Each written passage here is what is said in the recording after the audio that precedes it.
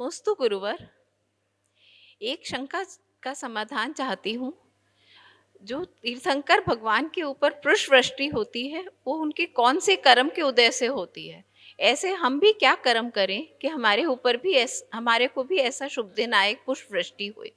तीर्थंकर भगवान के ऊपर पुष्प वृष्टि, ये 8 जो प्रातिहार हैं उसमें से एक प्रातिहार देवों के द्वारा भगवान शमोषण में कमल के ऊपर कमलासन पर अलिप्त रूप से 4 अंगुल ऊपर बैठते हैं और उस शमोषण में भगवान के ऊपर पुष्प वृष्टि हुआ करती है। जैसे आप कभी जाएं कर्नाटक आदि, वहाँ पे भगवान का जो अभिषेक होता है, अभिषेक के बाद अंतों से पुष्प वृष्टि होती है, वो उसी का स्वरूप है। और तीर्थंकर ने ऐसा कौन सा कर्म किया आपने पूछा है, तो मैंने पढ़ा इसके लिए अष्टपाहुड़ में एक बोध पाहुड़ है। बोध पाहुड़ में आचार्य कुंद की गाथाएं तो हैं, पर टीका सुसागर सूरी की है।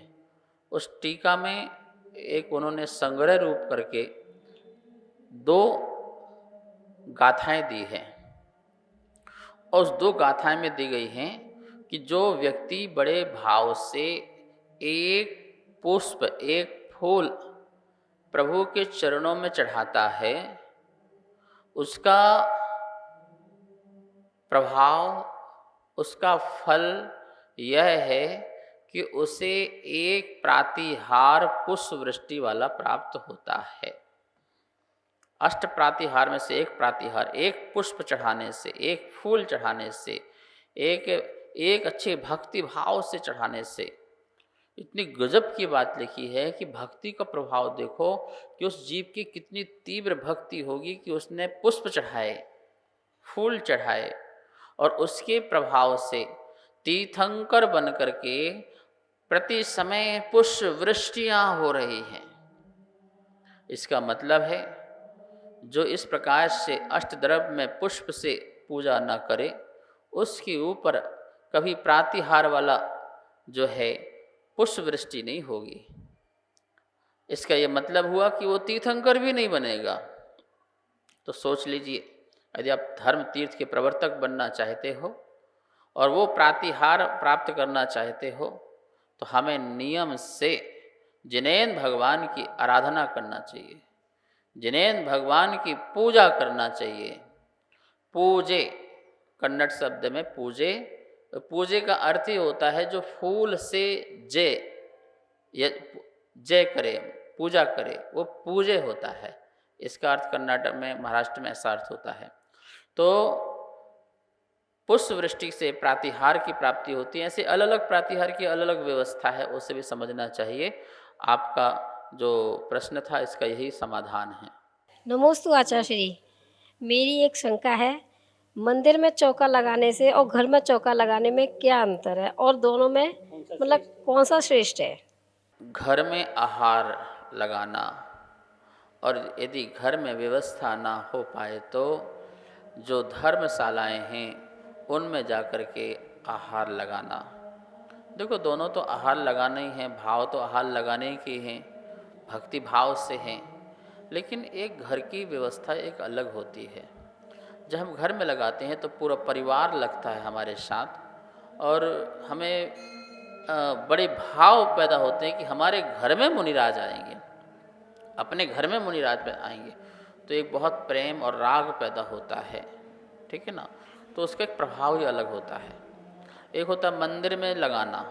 अब आजकल मंदिर में क्या लगाते हैं, धर्मशाला में क्या लगाते हैं, वहीं के बर्तन, वहीं का सामान, वहीं का खाना, वहीं का सब बनाने वाले वहीं, और जाके बस आप दे के आ जाते हो। ये तो नहीं है। यदि आपको मंदिर में लगाना है तो पूरा सामान आपका घर से मंदिर जाएगा, आपके बर्तन भी जाएंगे, आपका सामान सामग्री सब जाएगी, शुद्ध प्राशुक सब कुछ जाएगा, और हर चीज़ आपकी होगी, और आप जाकर के चौका लगाइए। जैसे आप लोग होते ना कि कई लोग आते हैं, 1 हफ्ते का चौका लगा के जाते हैं, यहाँ पर 1 महीने का चौका लगा के जाते हैं, तो वो सब कुछ अपना ही लेके आते हैं कि मेरे घर प्रभु नहीं आ पाए, इतनी दूर कैसे आएंगे। जैसे बॉम्बे वाले हैं, अब आते हैं चौका लगा के जाते हैं, कोई जयपुर वाले आते हैं चौका लगा के चले जाते हैं, कोई मेरठ से आते हैं चौका लगा के चले। कितने भक्त लोग आते हैं और चौके लगाते रहते हैं। तो वो हम मेरठ तो नहीं जा सकता रोज़, मैं रोज़ जबलपुर तो नहीं जा सकता, मैं रोज़ क्या बोलते कि बॉम्बे तो नहीं जा सकता हूँ, छत्तीसगढ़ तो नहीं जा सकता हूँ, लेकिन वहाँ के लोग, भक्त लोग, जो श्रद्धालु हैं, दानवीर लोग हैं, वो लोग आकर के यहाँ पर आकर के आहार लगा करके जाते हैं। तो ये उनकी भक्ति है, ये उनका विशेष पुण्य है, और वही फल है जो घर में लगाने का। लेकिन जहाँ मैं रुका हुआ हूँ और वहाँ पर व्यक्ति आकर के यहाँ का सामान लेकर के बना दे और लगा दे मंदिर में, और घर में लगा सकता था, वहाँ नहीं लगाया, तो फिर दोनों में अंतर है। ठीक है ना। इसलिए सर्वश्रेष्ठ यही है, यदि जहाँ गुरु महाराज विराजमान हो, साधु संत विराजमान हो, और वहाँ पर आप जो है अपने घर में आहार लगा करके आहार दान दें, तो सर्वश्रेष्ठ फल प्राप्ति होती है। नमोस्तु गुरुदेव, नमोस्तु नमोस्तु नमोस्तु। मेरी शंका है कि ये ऐसा क्या संयोग है कि सभी तीर्थंकरों के गणधर गणनी उन्हीं के परिवार से संबंध रखते हैं। ऐसी क्या बात है जिससे ये संभव होता है? कृपया समाधान दें। तीर्थंकरों में ये बहुत ही बड़ी विशेषता है कि उनके परिवार में, खानदान में जो भी जन्म लिया वो बड़े ही पुण्यात्मा जीव होते हैं, और उनका ये संयोग रहा कि पिछले भवों से वो मिलते आ रहे हैं। कभी किसी भाव में, कभी किसी भाव में आपस में मिले और मिलकर के एक परिवार में जन्म लिया, और इतना महापुण्य का उदय आया कि परिवार के लोग ही, कोई गणधर बन जाता है, कोई गणनी आरिका बन जाता है, कोई मुख्य श्रोता बन जाता है। ये अपने आप में बहुत बड़ा पुण्य है। लेकिन ये पुण्य भी कब पैदा होता है, इसका हमें समझना चाहिए।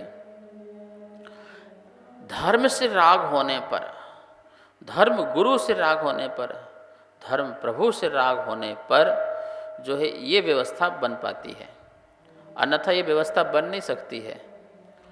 जब किसी भाव में तुमको किसी गुरु से मोह हुआ होगा, प्रभु से मोह हुआ होगा, तो आप उन्हीं के ही वहाँ पर जन्म लिए। जैसे गुरु से हुआ, अब उनका जीवन आया। जैसे ऋषभदेव पिछले भाव में कभी किसी ने मुनि बने होंगे। तो इस प्रकार से जब राग संयोग बनता है, जन्म होकर के फिर उन्हीं के परिवार के कोई गणधर बन जाएं, उन्हीं के परिवार के कोई गणनी आरिका बन जाएं, उन्हीं के परिवार के कोई मुख्य श्रोता बन जाएं, ये सब एक अपने आप में संयोग है। ये पिछले भाव से चला आता है। ऐसा नहीं कि अचानक कोई आया और बन गया। और आप पढ़िए, आप पुराण पढ़िए, तो पुराण पढ़ने में आपको मिल जाएगा। तो कहीं ना कहीं कितने कितने भवों का, पिछले भवों का आपस में संबंध धर्म का रहता है, धर्म के भाव का रहता है। और वह ऐसा भाव हुआ, जैसे आप भावना भाते हैं कि गुरुदेव मैं आपके संवरण में गणधर बनूं, आपके संवरण में मुनि बनकर के उपदेश सुनूं। ये जो भावनाएं भा रहे हैं, ये भावना भाते भाते कभी फलित हो जाती हैं, और ऐसा संयोग हो जाया करता है। इस कार्यक्रम के पुण्यार्जक थे